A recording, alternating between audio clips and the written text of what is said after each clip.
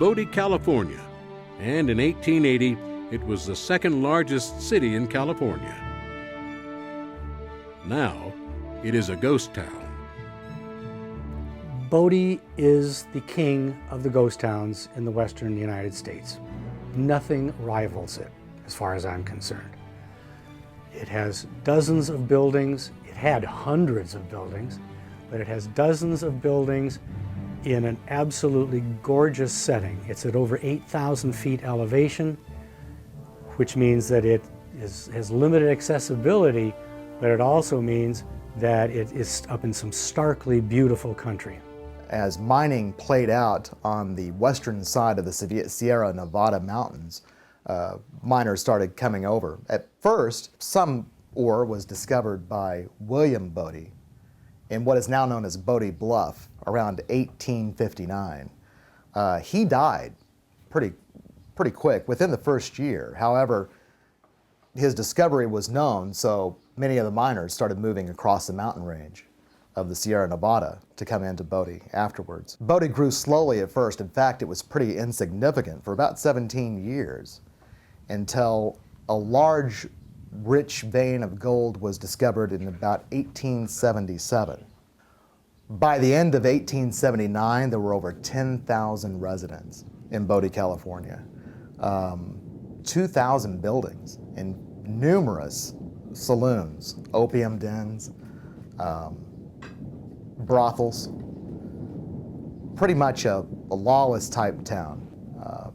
In fact, so many saloons, they had 65 saloons, so many that saloons were every other building along their mile-long main street.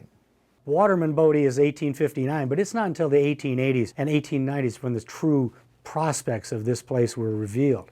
And the place exploded. It became a town of, I think it's like 10, 12,000, something like that. It's not a small town at all.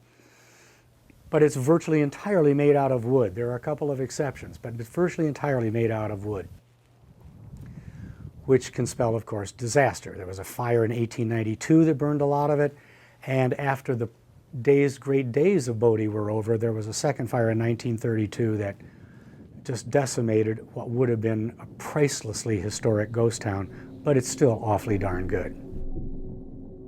Legend has it that Bodie today is highly haunted. A few of the residents of Bodie remained until after World War II, when the final mine shut down and most of the population left. About 6 residents remained, though, and about 5 of them would meet some untimely deaths. A man killed his wife, and then 3 other residents killed the man for murdering his wife. And it's said that, legend has it anyway, that the ghost of the murdered man wound up haunting the 3 other that killed him, and they would die soon after of unnatural disease. We did pay attention to the Bodie curse, which states that if you take even one item from the ghost town of Bodie, bad luck is coming your way. Now, a lot of people say that the Bodie curse was created by the park rangers to make sure that nothing left the park, but I can tell you that they believe in it.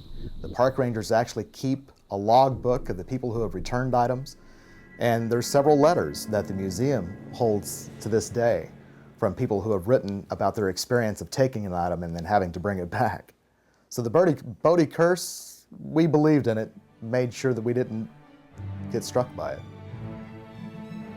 Today, Bodie is in a state of arrested decay.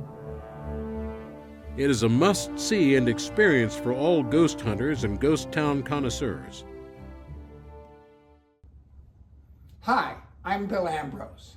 If you like this video, subscribe so we can bring you more programming from our studio.